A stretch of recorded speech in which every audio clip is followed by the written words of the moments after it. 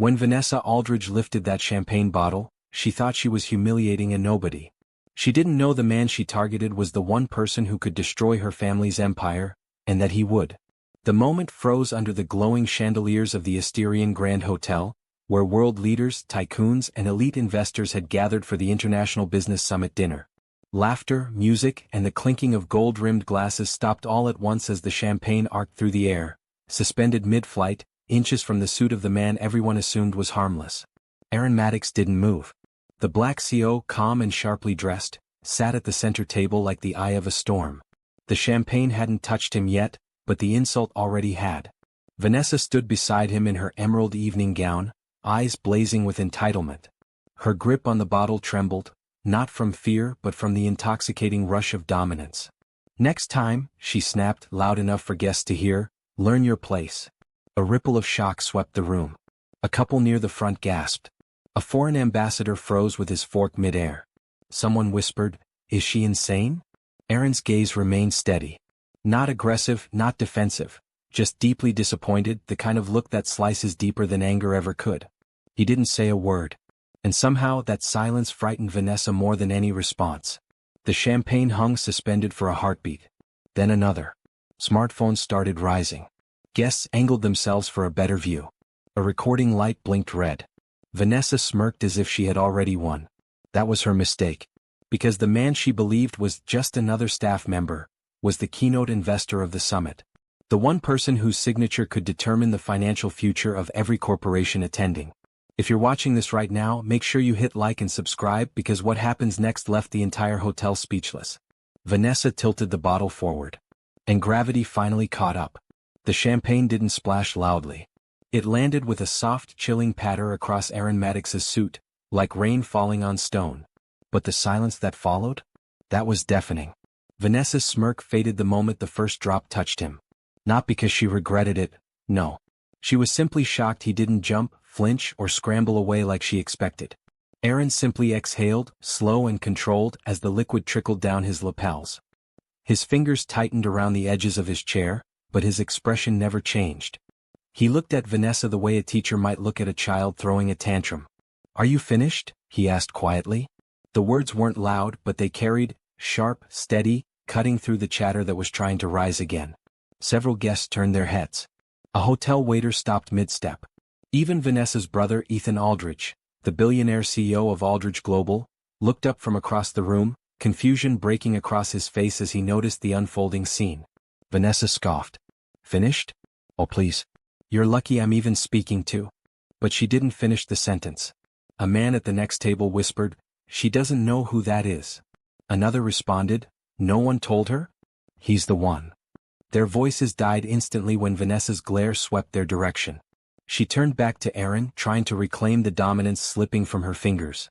"Clean yourself up and get out of this section. This table is for VIP guests only."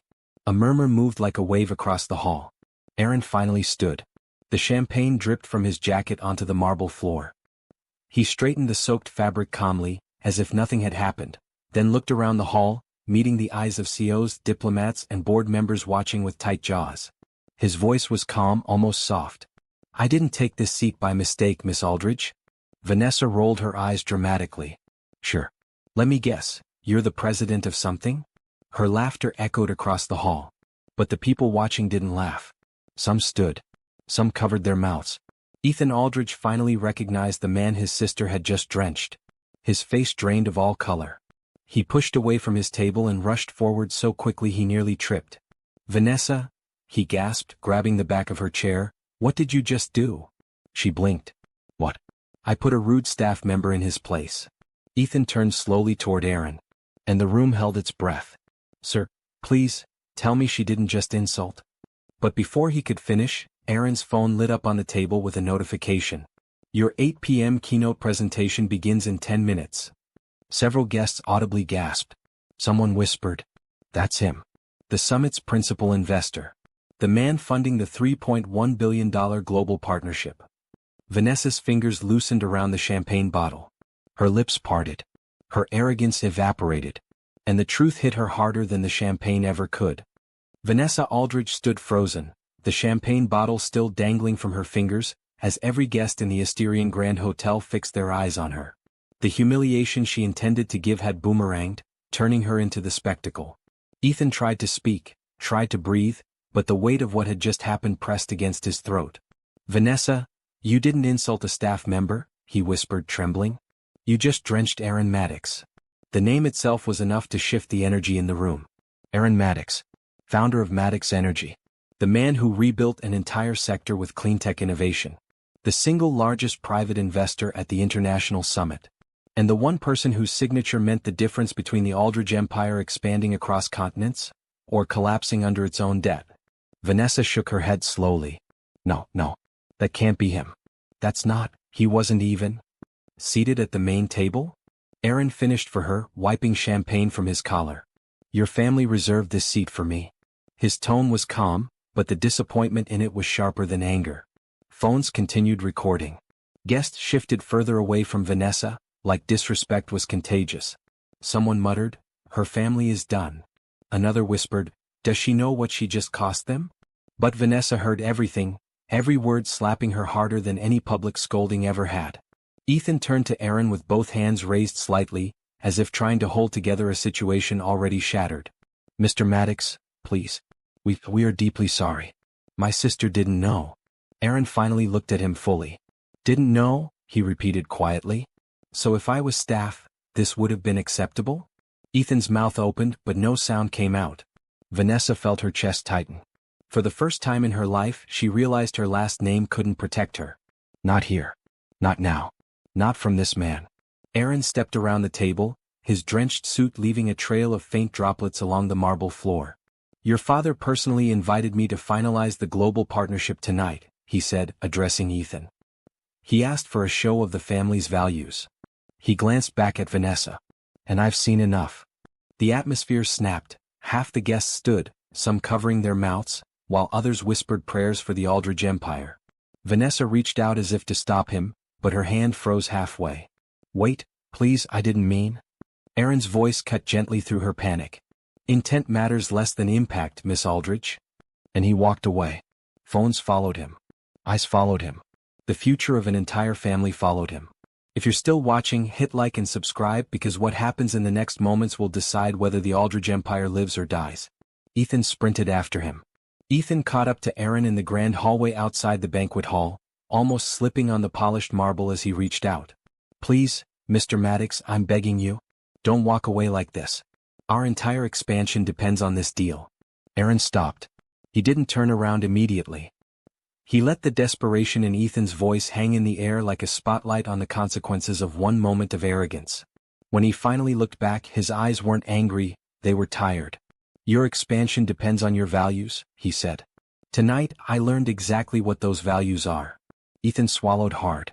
"We can fix this. We can correct her behavior. We can." "You can't correct a culture in one night," Arin replied. "People reveal themselves when they think no one important is watching." The doors behind them burst open as Vanessa stumbled through, mascara streaked, hair messy from her frantic attempts to fix herself. "Mr. Maddox, please," she cried. "I'll apologize publicly. I'll do anything." Arin's expression softened for the first time, not with sympathy but with a kind of sad clarity.